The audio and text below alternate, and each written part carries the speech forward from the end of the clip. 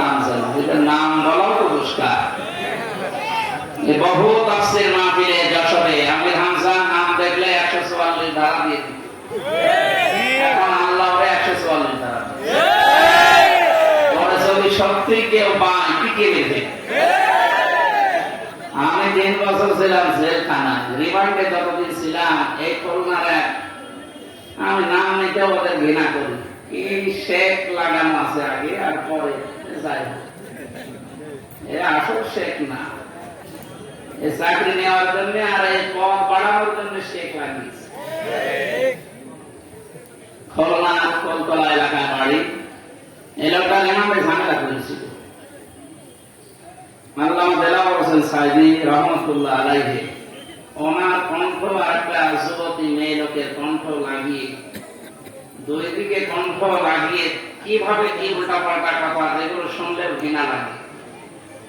মানে স্বামী স্ত্রী যা বলে বিছানায় এরকম কিছু কথা 8-10 মিনিট রেকর্ড করে আমার রিমান্ডে শোনাচ্ছে। এই দেখেন আপনার বড় হুজুর কি বলছে। আমার মনে হয় শয়তান পর্যন্ত বিশ্বাস করবে না, অথচ শয়তানরা বিশ্বাস করে। আমার যখন মাটির নিচে দিয়েছিল ওখানে মাঝে মাঝে বলতো, দেখো তোর বড় হুজুরকে আমরা জেলখানায় রেখে দিয়েছি, কেউ কিছু ছিড়তে পারে না। এদের মুখের ভাষা দেখেছে। আমি এখন ওদের নামে মামলা দেব, শুধু 1-2টা না। আমারে ধরার পর বলেছিল আমরা যা বলতে বলছি যদি না বলে আপনার নামে 50টা মামলা দেব। এরপর আমার বাবার কাছ থেকে 10 লাখ টাকা নিয়েছে। এই কাউন্টার টেলিভিশনে যারা ছিল ওই সময় আসাদুজ্জামান, শেখ ইমরান, এরপরে আতিকুর রহমান, ডিসি মান্নান সহ আমি নাম জানি না অনেকে, কারণ আমার চোখ বান্ধা হাত বান্ধা কিছু চিন্তাম না। ওখানে যে দেখতাম যে জিজ্ঞাসা করে নাম কি, আমার বাবা সহজ সরল মানুষ, গ্রাম, আপনাদের এই গ্রামের মতো আমাদের গ্রামের বাড়ি কুষ্টিয়া জেলা ভালসা। এই শয়তানরা 10 লক্ষ টাকা বাবার কাছ থেকে নেওয়ার পরে আপনার পরের দিন আবার মামলা করেছে। অথচ আমি কিছু জানি, আমি তো আজ মাটির নিচে রিমান্ডে, এদিকে আমার বাবার কাছ থেকে এভাবে টাকা নিতে আসে। কিছুদিন যাবার পরে শুনলাম যে মামলা আরেকটা দিয়েছে। এবার বলছে যা যা বলতে বলছে যদি না বলেন 50টা মামলা দেব, এক একটা জেলায় এক একটা, প্রতিদিন আমি শুধু ঘোরাফেরা। অথচ যে আমার মাঝে মাঝে বলতো যে আপনি কিছু জানেন না, তাও জানি, কিন্তু বলা লাগে বলে তো কম জরুরি ছিলাম। আমি একা মাটির নিচে ঘর, দুনিয়া কেউ জানে না কোথায় আছি, আর ওরা শয়তান করে সব চারিদিকে 8-10 জন বসা। চেহারা দেখার তো কায়দা নেই, মাঝে মাঝে সব খুলে দিত, একটু দেখতাম যে কাঁটকারা সব শয়তান বসে আছে। এদের নামে এখন 1-2টা 50টা যেমন আমার বলেছিল, এদের 500 করে মামলা দেওয়া।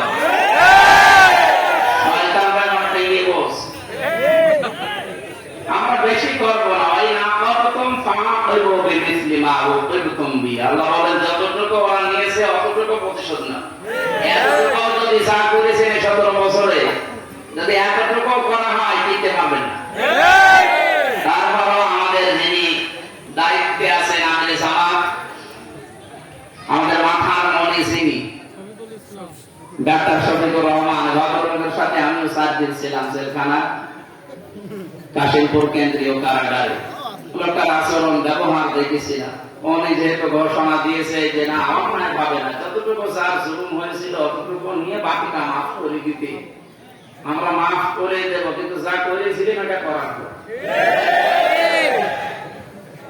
কারণ একেবারে যদি বাবা শাহজালাল সব হালাল এটা করে যেতে, ওই শয়তানরা আবার মাথা তুলে দাঁড়িয়ে আবার আমাদের কষ্ট।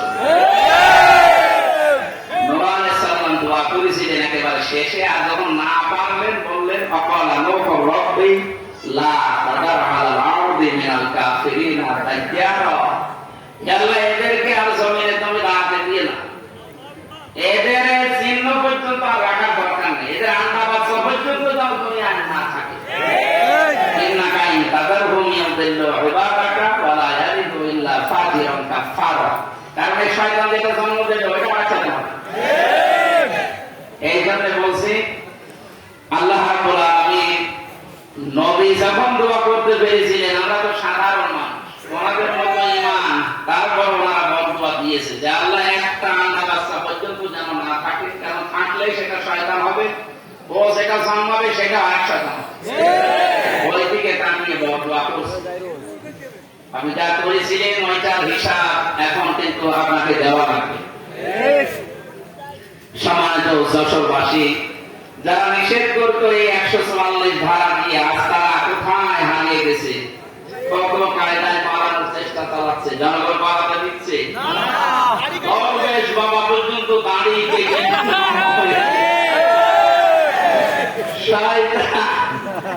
শয়তান ওরে দেখে আর ভাবে আল্লাহ তুমি আমাদের শয়তান বানিয়েছো। এটা তো দেখতে শয়তান মতো লাগছে, এমনকি প্রশাসন পর্যন্ত যেতে পারে না। তারপর ওদের বন্ধ ছিল ওটা যাই হোক, এই শয়তান আমি বলেছে আমার একা নেবেন মানে ওই যে আর শয়তান কে ওই দরবেশ, দরবেশ তো চেনা যায় না, শেষ পর্যন্ত নিয়ে গেছে দুজনে। এখন একে ডিম খাচ্ছে উপরে নিচে বিভিন্ন জায়গায়, ডিমের জায়গা মতো দেওয়া দরকার। এরা মাটির নিচে আমার নিয়ে যে নখ করে না, নখ তুলে নেয় যে সমস্ত জিনিস যেগুলো দেখাচ্ছে যে এইগুলো দিয়ে আমরা নখ তুলি, আপনারা তুলি। সে যে অসহায় ছিলাম ওই রিমান্ডের 10 দিন, আল্লাহ জানেন আমি জানি, কারণ দুনিয়া আছে কিনা আমি তো জানি না, কোথায় আছে আমি নিজেও জানি না। যোগাযোগ বিচ্ছিন্ন করে দিয়ে 3টা বছর জেলখানে আমার আলাদা ভাবে রাখতো। আমার মামলা মাহমুদুল্লাহ রাখতো একেবারে ফাঁসির খন্ডে ছেলে পেলে 24 ঘন্টা তালা মারা, কেউ কথা বলতো। আমার মতো হাজার লক্ষ মানুষের এই দীর্ঘশ্বাস যেটা এখন ফেললাম, এটা একটা দীর্ঘশ্বাস না? এই শ্বাসগুলো আল্লাহর দরবারে কবুল হয়ে গেছে। একেবারে মানে অপরাধ যখন পরিপূর্ণ হয়ে গেছে তখন আল্লাহ ধরেছে একবারে আর ছাড়ে না। আল্লাহ রাব্বুল আলামিন এই মানুষগুলোর জন্য কোরআনের কথা বলতে আমরা আসতে পারতাম না, আজকে একেবারে অপেন ভাবে বলার মতো সুযোগ দিলে আল্লাহর জমিনে আল্লাহর কথা বলবো 96% মুসলমানের দেশে মাত্র কয়েকটা মালায়ালের কারণে বলতে পারতাম। ওদের হেদায়েত কামনা করে লাভ নেই। অনেকে বলে যে হুজুর ওদের জন্য দোয়া করেন, ওদের জন্য দোয়া করলে হবে না, কারণ আল্লাহু লা ইয়াহদিল কওমাজ যালিমিন, জালেমদেরকে আল্লাহ হেদায়েত দেয়। আল্লাহ যখন বলছে জালেমদের হেদায়েত দেব, আমি দোয়া করে পাবো? দোয়া করে যখন হবে না তো বদদোয়া করব। আল্লাহ ওনারা যা কামাই করেছে বৈধ অবৈধ হবে, বৈধ তো না, সব অবৈধ, কারণ চাকরি অবৈধ। ঘুষ দিয়ে চাকরি দিয়েছে, কোটায় পেয়েছে না, ঘুষ দিয়ে পেয়েছে। আর এর দ্বারা যত কিছু কামাই করেছে ডান হাত বাম হাত আরো বিভিন্ন হাত দিয়ে, সব টাকা তো সব টাকা হারাম। আমার বাবার কাছ থেকে চাল নিতে হবে, হালাল মনে করছে ওরা হারাম না। এই টাকাগুলো এখন যারা দায়িত্বে আছে সরকারের আহ্বান জানাবো, দেশকে উপরে তুলতে হলে এই শয়তানদের টাকাগুলো নিয়ে আসে। কোন মানবতা এদের প্রতি, এদের যেমন মানবতা ছিল না, এদের এই টাকা পয়সা ঘর বাড়ি জমি জায়গা যা করেছে সব বিক্রি করে দেশের রাষ্ট্রের পোশাকে জমা দিলে। আর এদের স্বাধীন করার জন্য যারা হাত হারিয়েছে, পা হারিয়েছে, চোখ হারিয়েছে, 5 তারিখে আমার কুষ্টিয়ায় আমার সামনে 14 জন মারা গেছে। আমি পরের দিন সকালে কয়েকজনকে বাড়িতে দেখতে গিয়েছিলাম যে কিভাবে চলছে দেখি। 2 মাস চলার মতো যা লাগে খাদ্য খোরাকি দিয়েছে। হাসপাতালে যে আমি দেখতে গেলাম, দেখি একজনের হাত নেই, একজনের লজ্জাস্থান নেই, এমন জায়গায় গুলি লিগিয়েছে, লজ্জাস্থান এই জায়গায় ঠেকিয়ে লাগিয়েছে গুলি, এই বুকে লাগিয়েছে গুলি। এই যে অসহায় মানুষগুলো চিৎকার করছে, হাড় ভেঙে চলে গেছে, 4-5টা হাড় একেবারে ভেঙে গেছে। এখানে কুষ্টিয়ায় হবে না, নিয়ে যাও যশোরে, যশোরে হবে না, নিয়ে যাও ঢাকা, এভাবে দৌড়াচ্ছে। আমরা আহ্বান জানাবো এই মানুষগুলোর অবদান যেন আমরা অস্বীকার না করি। এই শয়তানদের টাকা পয়সা গুলো এখন শেষ করি, এদের পরিবারকে দেওয়া দরকার। অন্তত কিছুটা কিছু হলো মানবতা দেখানো হবে। যে আল্লাহ আমাদেরকে কোরআনে কারিমে অনুষ্ঠানে এনে এখন ওপেন ভাবে কথা বলার সুযোগ দিয়ে দিলে কিতাব থেকে, কি থেকে বলেন তো? কিতাব থেকে। আল্লাহ বলেন আপনি তাবলীগ করবেন কোরআনে, অথচ বিশ্বের দিকে আজ তাকান, কোরআনের তাবলীগ করতে গেলে সমস্যা ছিল। আমি কয়েকদিন আগে মালয়েশিয়া, সিঙ্গাপুর সহ কয়েকটা দেশ থেকে ঘুরে আসলাম। ওই সমস্ত দেশে তো, সিঙ্গাপুরে আমার মনে হয় 96% খ্রিস্টান আর কি বৌদ্ধ, মুসলমান 4 ভাগ। ওখানে তো কোরআনের কথা বলতে নিষেধ নেই। আর এখানে 96% আমরা মুসলমান বাস করতাম, এরপরও কিতাব থেকে কথা বলতে গেলে বাধা। না, আপনি বাবার জীবনে বলেন, অসুবিধা নেই। বাবার জীবনে মানুষ দিয়ে বলেন, কোনো অসুবিধা নেই। সে বাবা মরা হোক আর চিন্তা হোক, কথা বলতে গেলে বাধা দিত। কিসের কথা? আমি জানি যে বাধা আসবে, বিভিন্ন সময় কোরআনের কথা বলতে বলতে গিয়ে বাধা এসেছে এবং আসবে। আপনাকে আমি আল্লাহ নিতে সাহায্য করব। আল্লাহ এখন নেই, এখনো যদি সত্যি আমাদের ইমান ওই পর্যায়ে পৌঁছি, আমরা কোরআনের তাবলীগ আরম্ভ করি, দল মত নির্বিশেষে সবাই, আল্লাহর সাহায্য এখনো দেখা সম্ভব। ইন্নাল্লাহা লা ইয়াহদিল কওমাল ফাসিকিন, ইন্নাল্লাহা লা ইয়াহদিল কওমাল কাফিরিন। আল্লাহ বলেন, কাফের যারা সত্যকে জানার পরে গোপন করে রাখে, এরা হচ্ছে এক প্রকার কাফের। কাফের মানে গোপনকারী। কাফের মানে কি? এই জন্য মুসলমানদের ভেতরে অনেক নামধারী কাফের এখন আছে, যারা সত্যকে সত্য জানার পরও এখনো গোপন করছেন। এখন এই খ্রিস্টানদের টাকা পয়সা খেয়ে সত্যটা বলতে চাচ্ছেন না, আপনি আর এক ধরনের কাফের।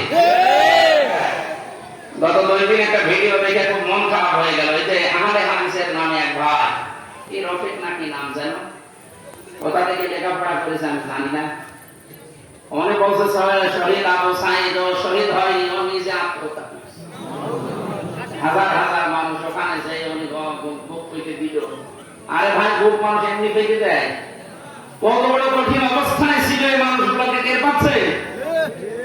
এই 17 বছর লক্ষ লক্ষ যুবকেরা লেখাপড়া করে 5 ক্লাস পাস, এরপর কোটার কারণে, এই জালেমদের কারণে চাকরি পায়। যাদের 5 পয়েন্ট হলে চাকরি হয় না, 2 পয়েন্টে চাকরি হয়ে যাচ্ছে। গোপালগঞ্জের দৃশ্যগুলো দেখেননি? কি কারবার চলছিল! এই জালেমের সামনে নিজের জীবন দিয়ে জগৎ থেকে মুক্ত করার জন্য উনি জীবনটা দিল। আর আপনি এখন শহীদ বলতে রাজি না, কি আর একবার বলে দেখাবো লাগবে?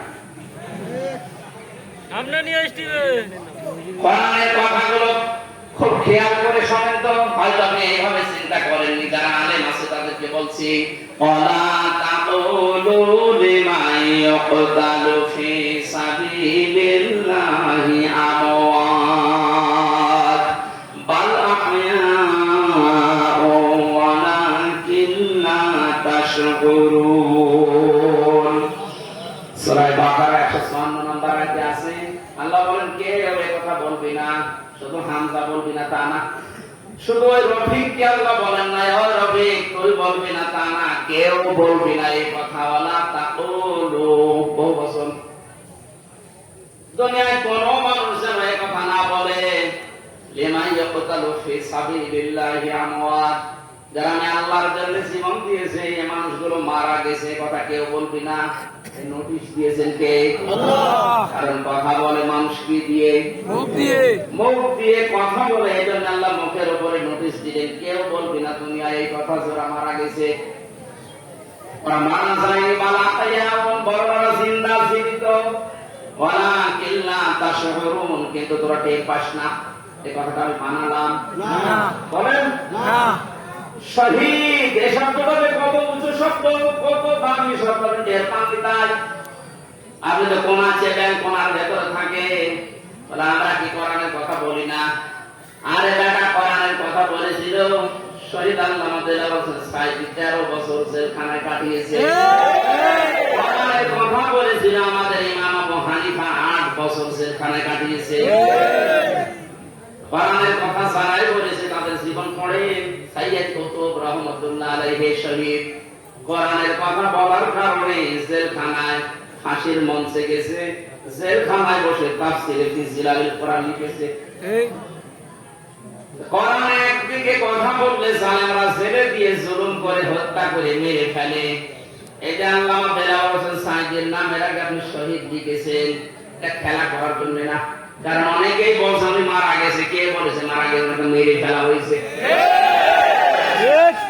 উনি আমার পাশের ছেলে ছিল, উনি 1 নম্বরে, আমি 4 নম্বরে। ওদের সাথে একদিন দেখা হয়েছিল 10 মিনিটের জন্য। যেদিন ওনাকে নিয়ে যান আমি তো ওই সময় জানি উনি মারা গেছে। পরের দিন সংবাদ দিলাম, পাশাপাশি জেলে, কিন্তু সংবাদের কোন মাধ্যম নেই, কেউ বলেও না যে উনি মারা গেছে। পরের দিন পেপার আসলো, দেখো উনি মারা গেছে। পরবর্তীতে বাইরে আসার পরে যে ভিডিও গুলো দেখলাম, ওনাকে যখন নামায় গাড়ি থেকে যে একটা হাসি দিয়েছিল, এই হাসি দেখে বোঝা যাচ্ছে যে ওনাকে অবশ্যই মেরে ফেলা হয়েছে। এই সত্যটা প্রকাশ করার জন্য যে ডাক্তার মাইক দিয়েছিল কোরআনগারে মোস্তফা জামানকে একটু নিয়ে আসেন তো দেখি, এমনি সব বেরিয়ে গেল। এই জন্য উনি মারা গেছে কথা জীবনও বলবেন, ওনাকে মেরে ফেলা হয়েছে। ওই জেলের যখন দায়িত্ব ছিল জেলার সুপার, তারা এখন সব সত্য কথা বলে ফেলছে, কারণ ভয় এখন আর নেই। জালেম সব বিদায় নিয়েছে, এখন সব সত্য বেরিয়ে যাচ্ছে। ওরা বলছে ওনারা আমাকে যেদিন নিয়ে যাবে সেদিন বলেছিল একটু সই করেন, আপনাকে আমরা মুক্ত করে দেব নির্বাহী আদেশে।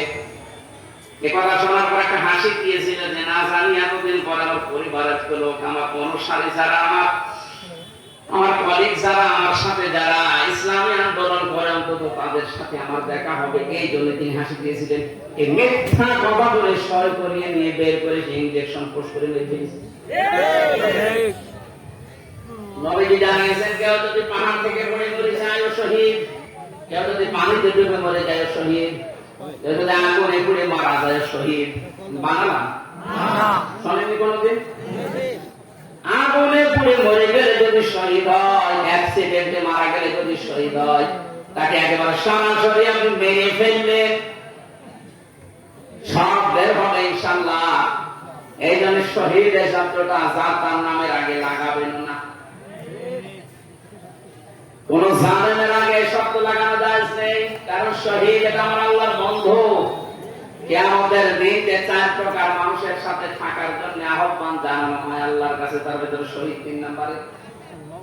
আমায়াতিল্লাহু ওয়া রাসূলা ফাউলাইকা মা'আল্লাযীনা আন'আমাল্লাহু আলাইহিম মিনান নাবিয়্যিনা ওয়াস-সিদ্দীকিনা ওয়াশ-শুহাদা'i ওয়াস-সালিহিন। আল্লাহ রাব্বুল আলামিনের জন্য সকল